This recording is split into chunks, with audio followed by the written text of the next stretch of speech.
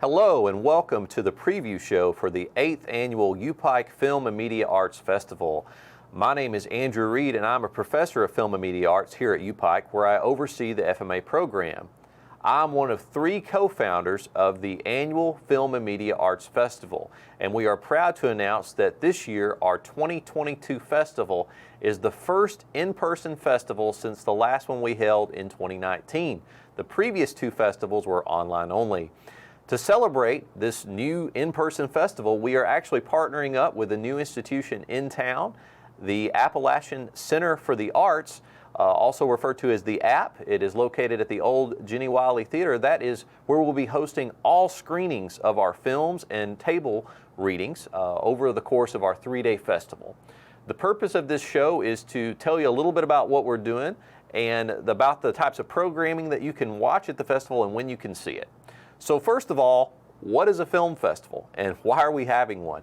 Well, the purpose of a film festival is to take in submissions and look it over and figure out the best ones that we get and then showcase them to the general public. And so the goal of our film festival is primarily to highlight high-quality regional work. So people that have a film that's connected to this area, or maybe they are from this area, or an actor or actress in the film is from this region, this tri-state region, and so we like to try to showcase that work predominantly, and that's how our festival started out. But over the years we expanded to include submissions from across the country and then across the world. And so there are some international submissions at our festival that we will be showcasing. But predominantly our programming includes short and feature-length films made by regional filmmakers. So you can come out and see a movie and then often see the people that made it right there to ask them questions about their work immediately following the screening. So what I want to do is give you a breakdown, a preview of all the content that we're going to be showcasing for free at our 3-day event right here in downtown Pikeville at the App. So first off, the festival will take place April 28th, that's on a Thursday, through Saturday, April 30th, this year, 2022. All events are free and open to the public. No events require a ticket. You just show up to the App and come inside and enjoy some films.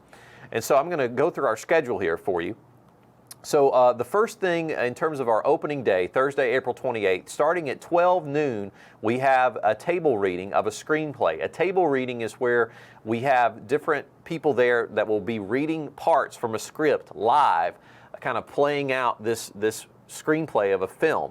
And the filmmaker, the screenwriter, will be there to virtually to talk about their work and answer questions that the audience might have. So it's a table reading of a feature-length screenplay called A Thicker Kind of Blood. After a brutal attack by one of his patients, a traumatized psychiatrist forms an unusual friendship with a wounded Special Forces veteran and embarks on a dangerous campaign against a backwoods bully who threatens to expose dark family secrets. So that's at 12 p.m., A Thicker Kind of Blood screenplay table reading. We follow that with a screenplay table reading at 2:45 p.m. called Octagon. This is the pilot episode of a potential TV series that is written by a former UPIKE student, Aaron Sloan. In this screenplay pilot, a young MMA fighter, Daniel Reese, embarks on a journey to conquer his opponents. Come check that out at 2:45 p.m. on Thursday. At 4:30 p.m. we have a virtual table reading that will be broadcast there in the theater. The Snake and the Apple. It's a short screenplay and it is an international submitter. In this screenplay, it's about a young person named Holly. Holly writes stories, and when the princess in her new book faces the conflict of embracing her darker ideals, Holly finds herself reflecting the struggles of real life. But her sister's caught on and intends to provoke something sinister. So that is at 4:30 p.m., The Snake and the Apple. So between 12 o'clock and about 5 o'clock, we'll have 3 different screenplay table readings there in the App, and we hope that you can come by and check those out. That will be the only screenplay table readings we'll be doing at our festival. The film portion of the festival will then kick off at 5:15 p.m. that Thursday evening with our UPIKE Showcase. As you might guess, this showcase features submissions all created entirely by UPIKE Film and Media Arts students. We have a variety of short films, including short fictional films and short documentary films. We've got horror films, we've got serious documentaries, we've got comical pretend documentaries, also known as mockumentaries. We've got some serious horror films, some inspirational documentaries, a lot of interesting things to check out, and we would really hope you could come to visit that. That screening block, again, will start at 5:15 p.m. on Thursday, and it'll last about an hour and 15 minutes or so, and will be followed by a short Q&A with the student filmmakers in attendance. After that, we have our first feature-length film of the festival of this year, and it is Shaped by Fire. Shaped by Fire is an hour-and-a-half feature-length documentary on the Pikeville Fire Department as filmed by the Pike TV staff. Now, several members of the Pike TV staff that made this film are actually former students of mine, and they will all be there to answer questions about the film when it ends. So we invite you to see that 7 o'clock screening of Shaped by Fire, and we have a trailer to show for that film right now.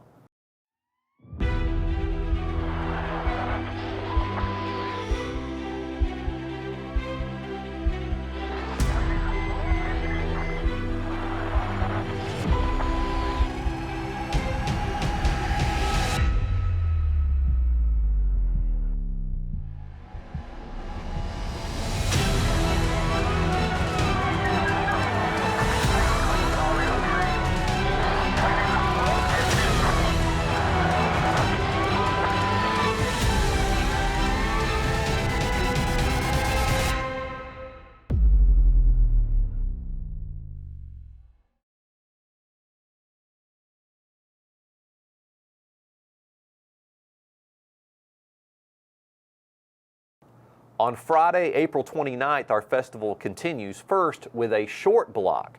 If you're not familiar with this, there are short films that are screened at film festivals. They can be a few minutes long, 15, 20 minutes, or even a little bit longer. And so typically those are all programmed together by the types of films they are. And so we have first we have a short block of dramatic short films. And so this will be a 2-hour block in total when we include the Q&A with the filmmakers. And this will be a virtual Q&A that will be projected on the screen, as the majority of the filmmakers will be participating remotely. These are largely international films. We have In My Father's House, The Steins, Matched, Small Life, and Lullaby. And so these are all dramatic shorts, and if you want to read about the description of these short films, you can go to our website at fmafest.org and then click on the schedule link to see a breakdown of those films and their descriptions.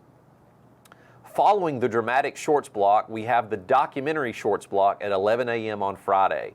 As you might suspect, the documentary shorts block will consist of short films that are all about real life. You know, these are non-actors. These are documentary films showcasing real life. So we have a wide variety of these. Most of these are international submissions, and we will have a virtual Q&A with the filmmakers following it. We have Underdogs, Daisy, The Brink of Extinction, It Happened in Copley Street, and Pacing the Pool. And again, you can go to fmafest.org for a description of those films. At 12:15 p.m. on Friday, April 29th, we have the second feature film that we will be showcasing at our festival, and that is The Repairman. The Repairman is about an hour-and-a-half film. It's about a man, a memory repairman and former hitman that sets out to save his sick child. Jack Whitlock is drawn back to a life he thought he had left behind. When he is blindsided, unintended consequences arise and cause everyone from law enforcement, his former boss, and his current job to begin to question his motives and close in on him for the truth. And we have a trailer for that film right now. 7 billion people on the earth. Each one of them have a memory of something. The first time they saw the love of their life, watched a child take its first breath, or holding a loved one's hand as they took their last. Memories are forever. I, Jack Whitlock, repair memories. Just get rid of them for me. Please. Sure. I ensure you never discard memories. I told you I don't have the information. It wasn't there. No!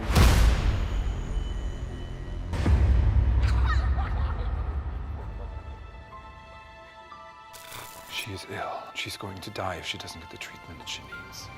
And I don't have the money. You've got some memories that need to be erased. Thomas knew you were back in town, you would be dead. We need each other. You took the money! You just need to trust me.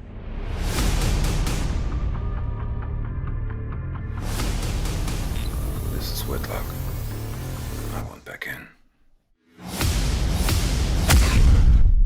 You are a good employee, Jack. You had a lot of hits for me. I have information. Blake Holland, the guy that robbed you, is back in town, and I know where to find him. You took a Tier 1 call, but didn't report it. Yet you clocked it in. I just want to see the memory you cleared off. Well, the victim did have an appointment to have his memory cleared of an unnecessary upload. Who was in charge of the operation? Jack Whitlock. Where is my money? Focus on that memory. Jack, do you really believe that your mind is your own?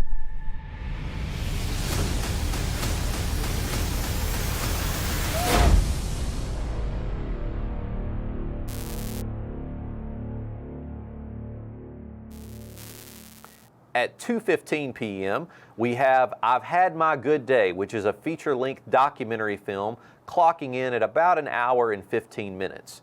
This documentary chronicles a young man that achieved greatness as a master penman. Eventually, he turns his back on the art form until decades later he is rediscovered and championed to icon status. I've Had My Good Day will be followed with a Q&A from the filmmaker, and we also have a preview of that film that we'll show right now. I think he may have stayed in the shadows. I'd lost track of anything connected because I didn't think I was going to ever do anything with it. My penmanship instructor says, "Young man, you're in the wrong place." And I said, "Oh, I know that already. I'm through." He said, "Well, I want to tell you where you should be." And that's how it all started. So basically, Bill Lilly is the embodiment of that whole period at the Zenarian College. They told me that very few had ever gone away from there in the script with a gold seal. The two of them have a big old magnifying glass. Well, that made me want it all the more. And that's when they said they had a job offer for me in the White House. So I turned it down. He just took off uptown and got him a job at Lazarus. Like, my art, goodbye. I do feel like things happen for a reason, and, you know, we do what we need to do at that time. I thought because I had the skill that I had, that I should make big bucks. She was 16 and, you know, he was 15 years older, but she didn't know exactly how old he was. Our first date was circus. I was just kind of a little bit leery about him for some reason, not knowing him and going off to a circus. You know, you just don't know. Eventually began working for International Harvester, where his pen work kind of went into the background. He liked Harvester. It was a good job. Met a lot of nice guys, and they had a lot of fun together. It was just a paycheck. Always playing tricks on people. A lot of them didn't catch on right away, which made it even better. He was an instigator. I always said he was the shortest guy that was hard in at International Harvester. As small as he was probably one of the strongest. The thing about it was he was put together like a rock. From then on, it seemed like it was a contest. If you're going to start lying, we're just... You just call this quick, you're going to start lying. Oh, you haven't lied at all. We'd all laugh and have a big time with his foolishness, you know, and his bikes. He decided he was going to make a big wheel bike. It was quite an ordeal when he was trying to build that high wheeler. If you look back on it, you say, yes, what he was doing was putting this behind him and saying, well, I'm never going to be able to do anything with this. Why not just tinker with this and tinker with that? Oh, this is... There? Wow. I think this is the one he did in for graduation. You put me on the map. Well, I remember going back, it was the IUMFth meeting. So you really wanted to be the best? Yeah, boy. In this very script. That's when I think he really decided to go out and do this. It was quite an accident driving these people back and forth from Ohio State University. Barbara started it all, because Bill would have never done it. He just ran into the right person. It's with great pleasure that I wish to present this year's honoree to us, Bill Lilly. I got to where I was skating like old man. I didn't like that. Let's try to stay in good shape. I'm going down, though, because old age just creeps in on you. Hell, you're 90 years old and you fell off your bike riding a trail. When everything's going against you, it's easy to drop the hammer, you know. Right now, I only have one thing in mind: get well. And when I get well, look out.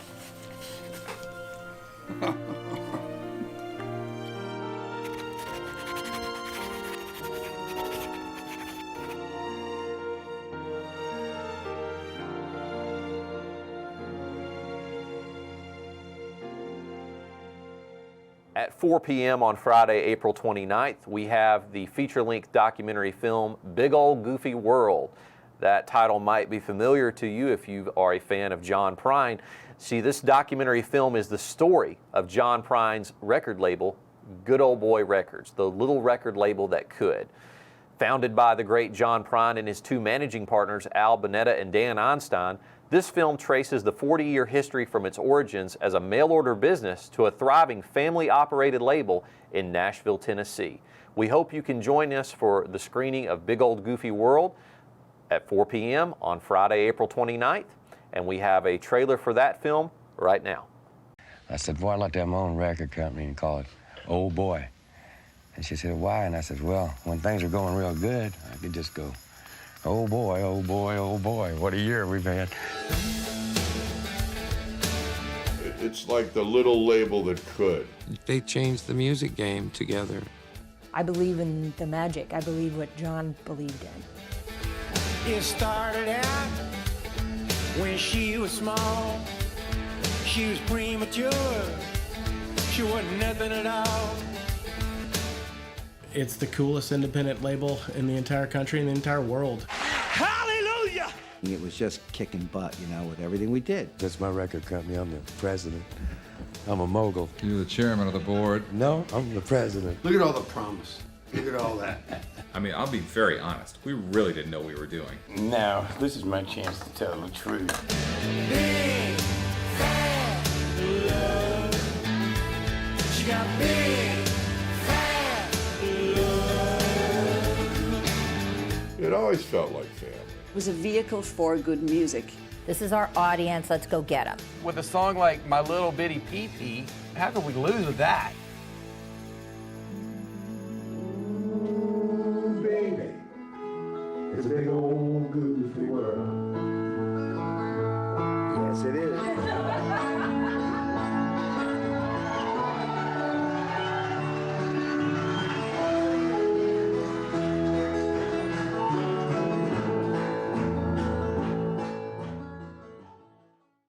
On Friday, April 29th at 5:15 p.m., we have another feature-length documentary in the Campaign of Minor Bo.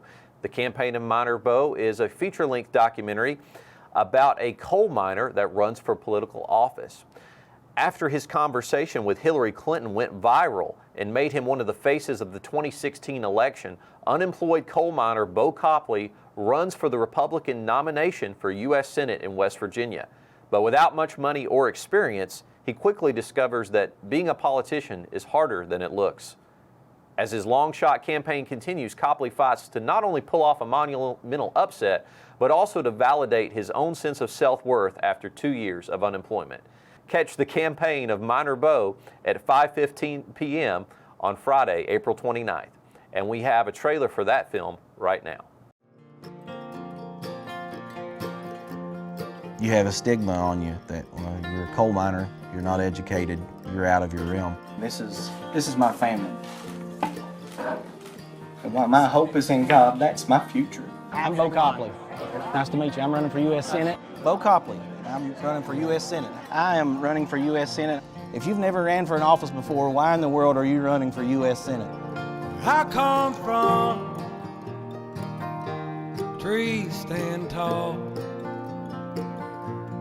high up on the mountain, proud and strong, swaying in the breeze.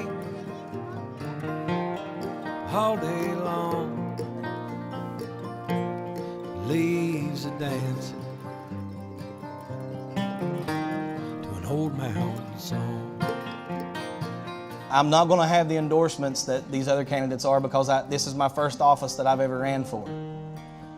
But I have the endorsement of God. We in West Virginia waited a long time for a competitive Republican primary, but boy did we get one this time.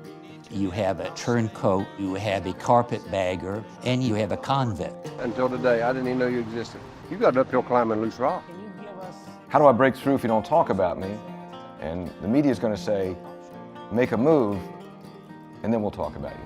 I've spent my entire life gripped by fear. He hasn't given us a spirit of fear, has he?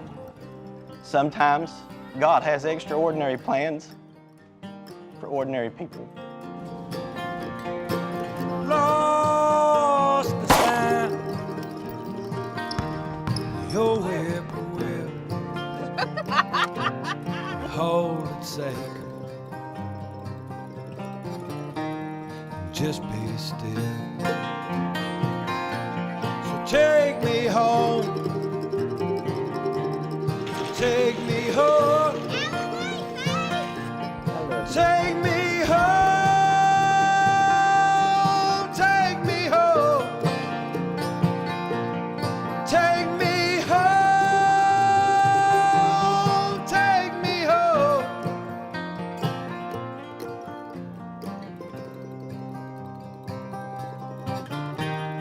Take me home. At 7 p.m. that Friday, April 29th, we have our horror shorts block. This block will showcase a variety of short, creepy films that you're sure to enjoy. Those films include Burning in Trial, Tainted, The Devil Strikes Twice, and A Conversation with E. The block clocks in at just about an hour, including the Q&A. If you enjoyed that block, you'll want to stick around for the 8 p.m. feature Hopewell, which is a feature-length psychological horror film that we can't wait to bring you as part of the festival. The film is about an hour and a half, and we will have a Q&A following the film. Here's the description. After being threatened to be run out of town for repeatedly refusing to help a stranger and frightened young couple, a lonely and miserable old preacher must learn to move forward from his troubling past and face the terrifying reason why the couple had fled their rural, dilapidated home in terror. So check out Hopewell at 8 o'clock Friday, April 29th at the App. Again, all screenings are at the App Theater in downtown Pikeville. On Saturday, April 30th, we kick off our final day of the film festival with a variety of short film blocks and some features. First off, at 9 a.m., we have our second documentary shorts block, clocking in at about an hour and 45 minutes. In this documentary block, we have some regional films. These include Protect What You Love, Listening, Short Life of Trouble, The Legend of G.B. Grayson, Print Edition, Lockdown Tale, and Bright Morning Stars, The Johnsons of Hemphill. For a description of these films and all the other films in our short block, remember again to go to fmafest.org and look at the schedule. At 10:45 a.m. on Saturday, April 30th, we have the Dramatic Shorts Block 2. We have 3 short dramatic films in this block, clocking in at just about an hour with Q&A. We have Making Peace, Shattered, and Choice. At 11:45 a.m., we have the first feature of that Saturday. This feature is My Autopsy. My Autopsy is the story of the progression of a woman's strength as she journeys to escape the invisible chains of a past abusive relationship. It is an exploration of the darker side of love and obsession and how an emotional autopsy is sometimes necessary to realize our own power. My Autopsy contains scenes of graphic content, and there is a warning for mature content label for this film. We hope, though, that you can make it out at 11:45 a.m. to see My Autopsy Saturday, April 30th, and we have a trailer for that film right now. Not by myself. Please pull up the cover. Pitiful and helpless, a barren mother. Thoughts in my head of a distant lover. Murder the pain and slip me another. Absolve me the burden of living in death. Sign my pardon. Kiss my last breath.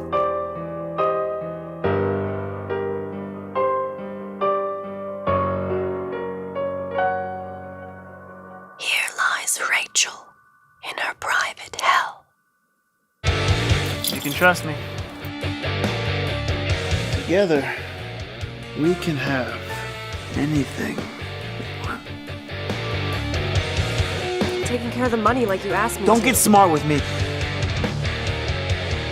Vince kept you from everyone. Did the cops ever catch him? No.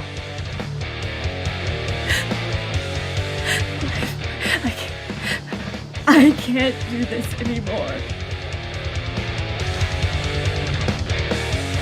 Look around you, Rachel. Vince isn't here. You need to let it go. You need to let him go. I don't know why, but it's not that simple. Somewhere in there is a strong woman. You have to tackle these demons and get Vince out of your head.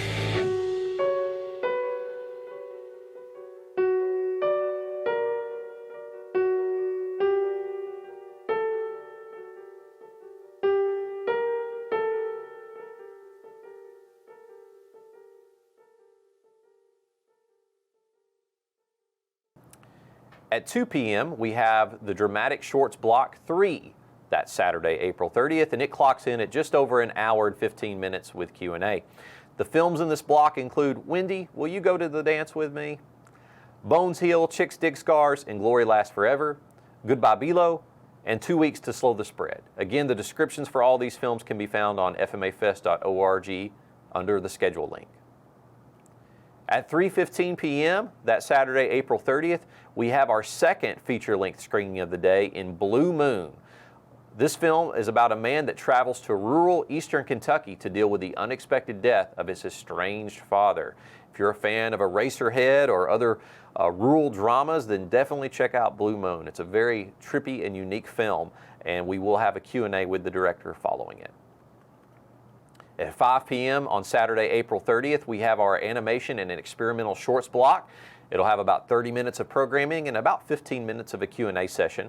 We have quite a few films here that run the gamut from experimental films to humorous animated films. These films include the Tuesday Mid-Morning Report, Rising in a Spiral, The Vapors, Wobble Dragon, Mere Existence, The Hole, Noodles, and Low Poly.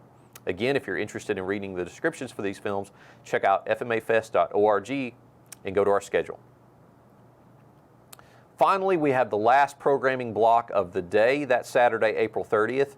At 5:45 p.m., we have our comedy shorts block, which is probably the most popular block I think we have typically at our festival. If you don't really know what a film festival is all about and aren't really necessarily even a fan of movies, you can always pop in and enjoy the comedy shorts block at a festival. In this block, we have Call Now, Hard Boiled, Slinkers, Game Night, The Last Time I Played D&D, A Little Closure, and Piper, Pence, and the Pandemic. And you'll surely want to check out this block and see what it's all about. For a description of these very unique films, go to fmafest.org/schedule. Finally, to close out the festival, we have some non-public events, our reception and our awards ceremony immediately following at 7 and 7:30 at the App. But if you're really a big fan and want to stick around, just talk to me. I'll make sure you get to check it out. So we won't run you off, I promise. But in conclusion, that is the upcoming 8th Annual UPIKE Film and Media Arts Festival. All events will be held at the Appalachian Center for the Arts in downtown Pikeville, located in close proximity to the police station and Domino's. So if you know where that is, that's where the theater is. The theater also was formerly the Jenny Wiley Theatre, if you know where that is. It's also very close to Dueling Barrels. So between that information, I think you can probably find it pretty easily. If you want to find out more about our festival, again, fmafest.org is our website. Also, check us out on social media. We have a special social media account on Facebook, Twitter, and Instagram for the film festival itself, and that handle is @FMAFest. Also, if you're interested just in learning more about the film program here at UPIKE, you can follow @UPIKEFMA on Facebook, Instagram, and Twitter as well. Again, thank you for joining us for our preview show. I'm your host, Andrew Reed, Professor of Film and Media Arts and co-founder of the 8th Annual UPIKE Film and Media Arts Festival. Hope to see you at the festival. Take care.